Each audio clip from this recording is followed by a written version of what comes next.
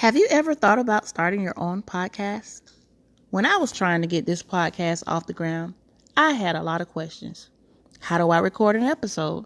How do I get my show on Apple Podcasts, Spotify, and all the other places people like to listen? How do I make money from my podcast? The answer to every one of these questions is really simple. Anchor. Anchor is a one-stop shop for recording, hosting, and distributing your podcast. Best of all, it's 100% free and ridiculously easy to use. Now, Anchor can match you with great sponsors too, so you can get paid to podcast. I use my podcast to promote and introduce you to my novel that is coming up, The Setup. And you can learn more about that on my website at www.sharikaduncan.com and pre-order your copy today. Anchor, I love Anchor because I'm able to manipulate my voice files and give you beautiful creative pitches in the cast in my script and introduce you to different people and personality that come a part of the episodes and just dialogue with you and meet great and exciting people. So if you always wanted to start a podcast and make money from doing it, go to anchor.fm/start to join me and the diverse community of podcasters already using Anchor. That's anchor.fm/start. Hey, I can't wait to hear your podcast. Let's go.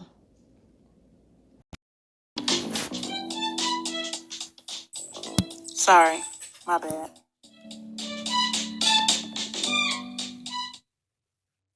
Take a right, go down 2 blocks.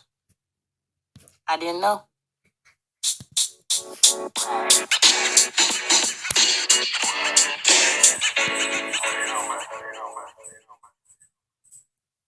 Hi, thank you for tuning in to That's the Setup podcast.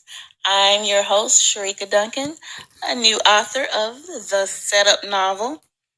Check me out on Instagram at Sharika Duncan and on Facebook as Sharika Duncan Author or my website, sharikaduncan.com. With Miss Roland Mayhew, my wonderful co-host. Hello, Miss Roland. Hello, Sharika. Hello, everybody. Welcome back. Yes, welcome back. And we are here to talk about some business with what's happening with these diseases and viruses in the air, lingering, knocking people out. This coronavirus. And we're not talking about the beer, okay, guys? Wow. Have you seen that joke? That particular, they would have. Okay, I think that it's good that we shed some light humor in the talk. But what is going on? Why is it so conveniently placed around this election time? Girl, I don't know, but this coronavirus, some talks about it started like in late December, but it wasn't that big. January, but it wasn't that big.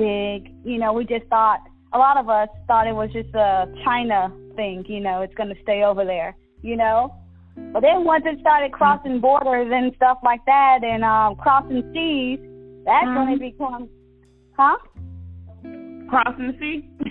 Yeah, when it started crossing the borders and when it started crossing the sea and all this other stuff, that's when people got all uptight about it. Now it becomes an everybody's problem, which it should have been everybody's problem before it did all that, but that's neither here or there. So right now it's the newest scare. There's been 105,982 cases. There's been 3,569 deaths. 58,000 plus people have been recovered. And it's like, wait a minute. When did that many people die? And are those numbers accurate? Are those numbers including all those people from China? I live here in Fulton County in Atlanta, and as of earlier this week, there were 2 cases of a father and a son who were diagnosed with the virus. So, like, at my job, they send out an email, you know, in case we see any symptoms, to go see HR. Not sure what HR is going to do because they're not medically trained, but okay. For us to clean our desk area daily, to wipe down our phones, to make sure we wash our hands for 20 seconds. And, like, they're taking it legit serious, okay? They've canceled all international traveling, so we have some employees now who had to travel overseas due to work. But upon their arrival, they're thinking about allowing them to work from home for 2 days to so-called self-quarantine, just in case. So that's what's happening over here at my job and over here in my county.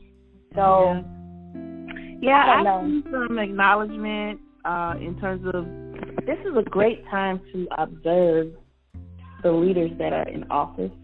There's any dignitary who has assigned a body of people to supervise or be responsible for their approach in times like these, and do they acknowledge the symptoms now, or do they wait until it's right at their front door? You know, do they get ahead of this change, or do they just follow in order after it's, you know, near them? There's not that much recourse. Then they're in a react mode versus proactive mode.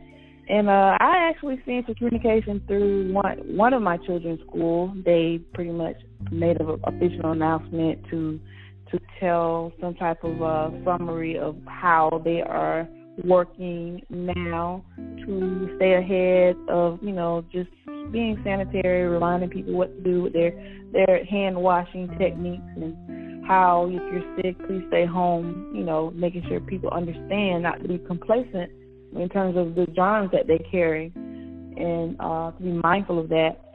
Also at my job as well, there has been some type of communication in terms of how to handle this particular disease, because it's happening very fast, and it's in Florida also. In terms of Orlando, to my knowledge right now, there's some place in Milton, Florida, which is Santa Rosa County, as of today. Now, what does that mean? It seems as if no one knows of a cure at the moment. So it's interesting that how you mentioned that some of them are healed, right? You said there were cases.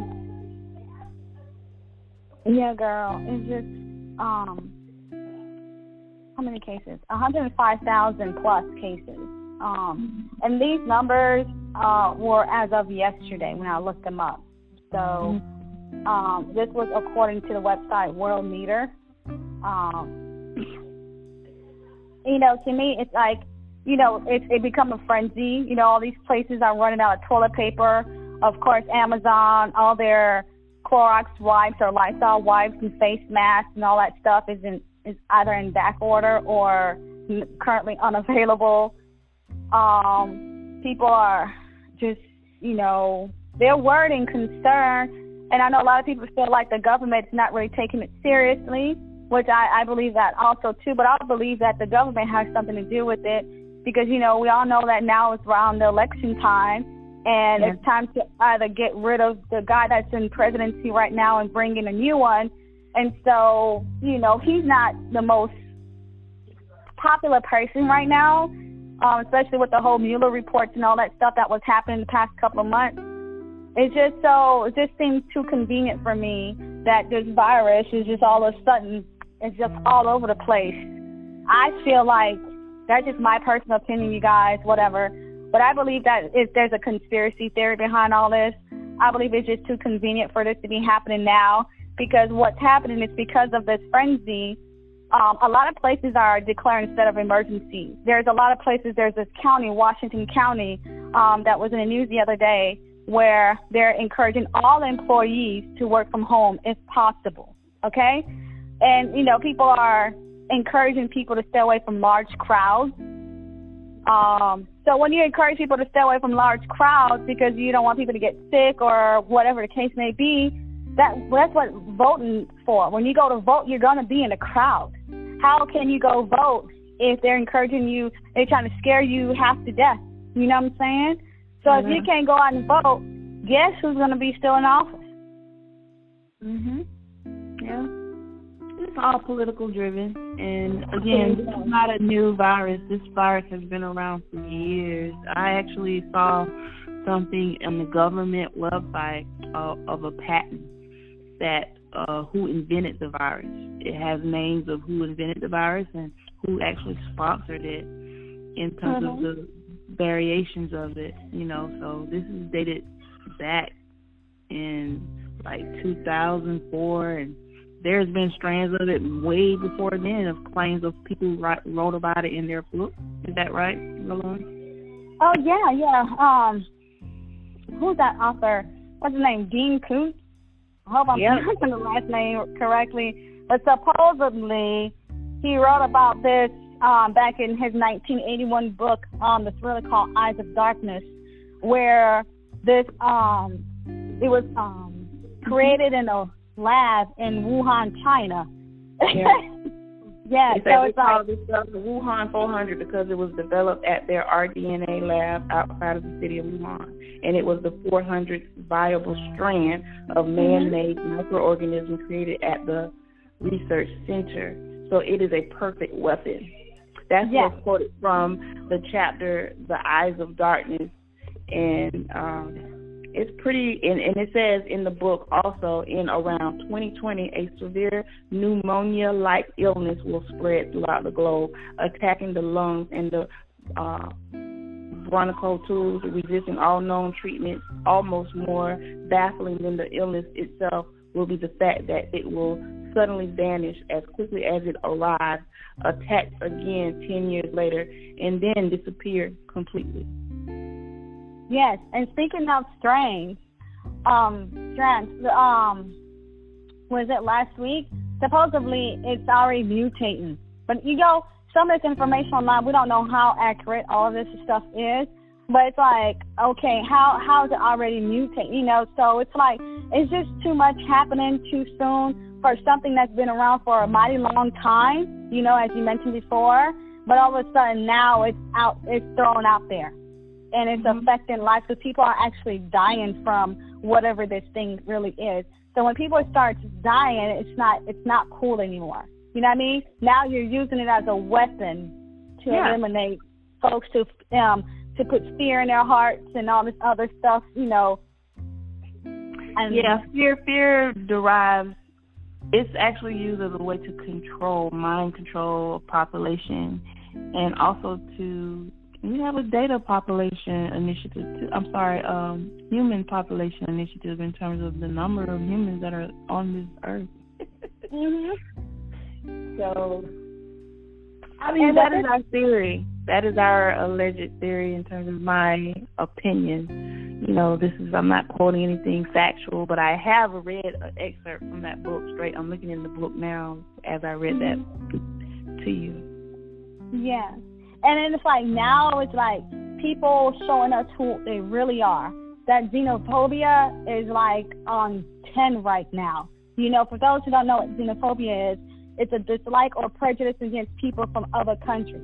So like as I mentioned before, this coronavirus has been in the news like sometime in December, but it was mostly concentrated in China.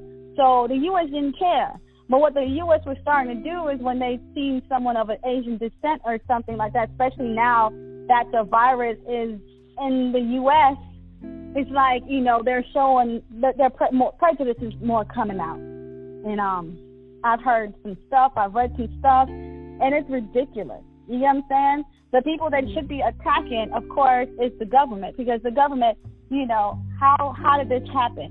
We're paying all this money on taxes and stuff. You're taking all our money to do all these researches and all this stuff. So why is it that you guys haven't found a vaccine for it yet?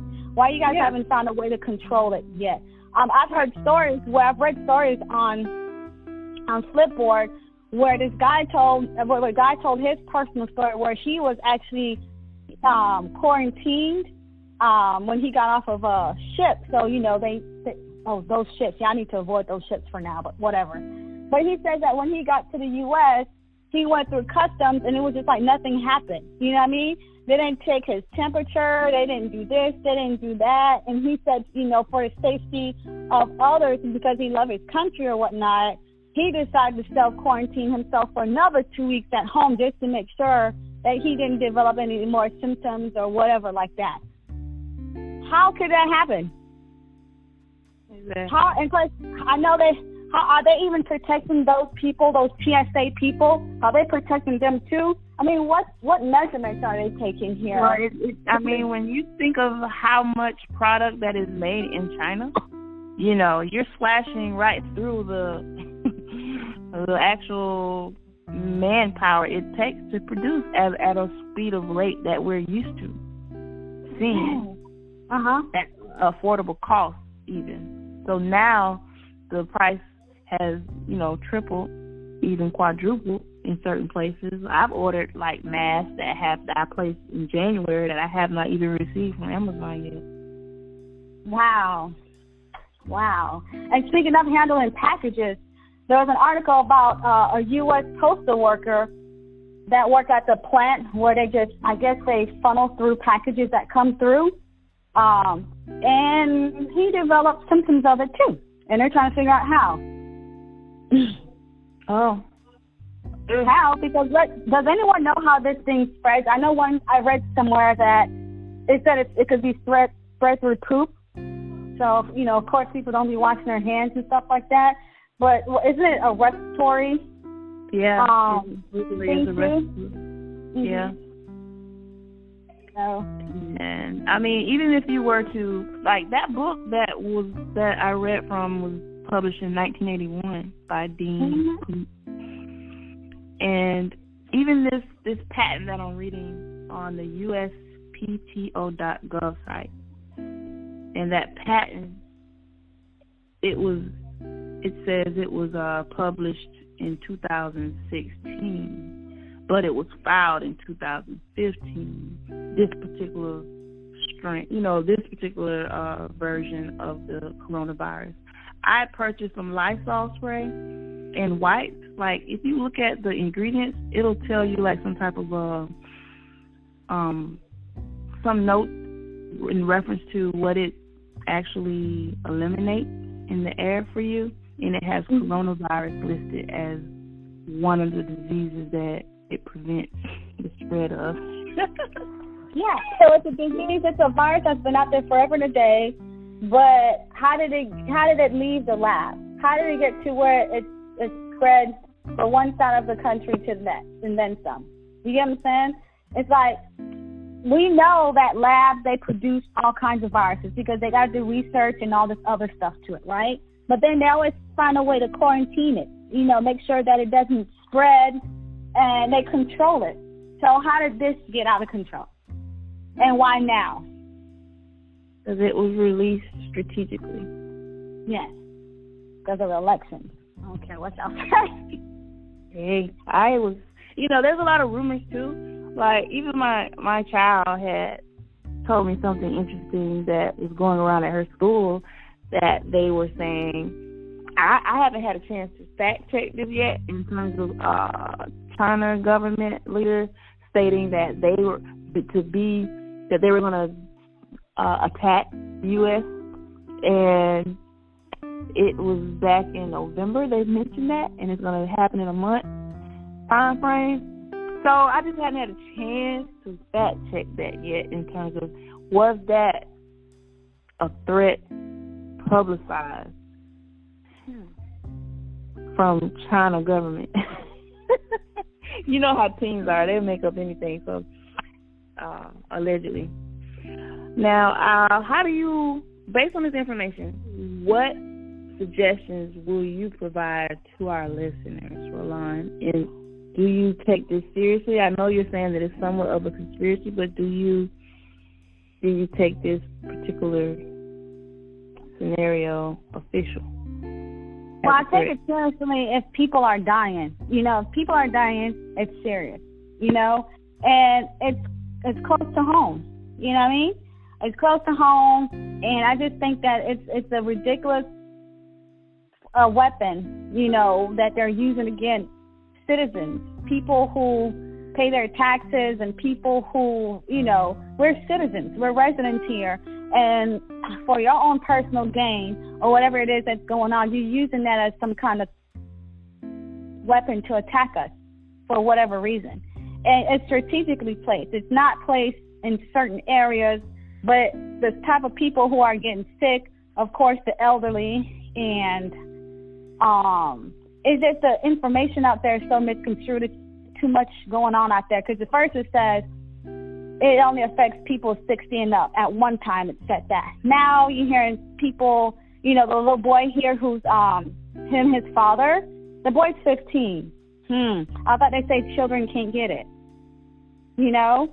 I just think that this is something that I feel like people should do their research on. One thing, you should do your research, and you should follow along what's going on, not what they tell you. Do your own personal research. Like you said, if you look at those Lysol cans or the wipes, you'll see something about the coronavirus. So you go and look up the coronavirus. You go look up what the virus is made of and its genetics, and you'll see that it's been around for a long, long time. So that part is not made up. What's happening is, how did it get out of control in such a supposedly controlled environment? You get what I'm saying? Right, so, and I'm sure money was involved in that leak. Always. So I for one, I want to protect myself. I'm not going to stay in the house because I'm scared to go out, you know, with people coughing, which is crazy because it's still kind of like flu season. Now that we're transitioning over to spring, those pollens and stuff are going to come out. And that's when people are really going to be sneezing and stuff like that because they're going to have allergies, right? So how you going to know who got what? I'm reading the USPTO.gov, and it has like the field. Look, if you all take the time out to stop streaming, you know, YouTube or looking at someone live, we can go and do our own fact check. Because the government has to put information out to a certain degree of because we're funding some of that stuff with our tax dollars. And there's a website called P as in Paul, A, T as in Tom, F as in Frank, T as in Tom, USPTO.gov as in gov. It explains the coronavirus and why it was invented. It tells you the background of the invention and why it was invented. And it says the clinical signs include sneezing, tracheal nasal discharge, and wheezing. It says meat-type birds have reduced weight gain. Egg-laying birds lay fewer eggs and produce poor quality eggs. The respiratory infection predisposed chickens to secondary bacterial infections, which can be fatal in chicks, those who eat chickens. The virus can also cause permanent damage to the oviduct, especially in chicks, leading to reduced egg production and quality in kidneys, sometimes leading to kidney disease, which can be fatal. It goes on and on.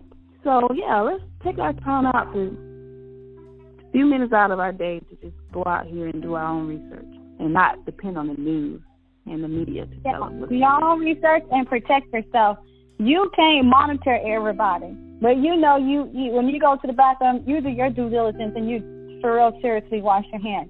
And then, you know, well, I know some of the stuff are unavailable or whatnot. Use tissue paper to touch doorknobs to open doors. You know, don't use your bare hands and think that if I pour a dab of hand sanitizer, I'm safe, because you don't know what's really out there. That's just one virus that's out of control for now. You don't know what else they're going to put out there. If you're in an area and you see there's a lot of coughing and sneezing, don't assume and don't, get into a phobia and think that person has a virus. They could easily just have a cold or whatever. But whatever they have, you shouldn't be breathing that stuff in anyway. So excuse yourself from it. You know what I mean? Try not to share, silverware and all this stuff with people. I guess if there's significant other and children, that's fine. I suppose people still do that. But, you and your BFF need to cut that out. Y'all stepping out of the same cup kind of scenario. It's kind of played out.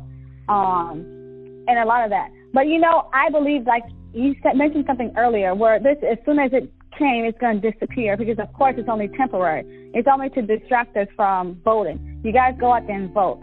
Because at some point, these businesses ain't gonna stand for it anymore. This morning, I was looking at, I was like, well, let's just see, because, you heard rumors how a lot of businesses are going down because of people, low participation. They're canceling all kinds of regular spring festivals because of low ticket prices.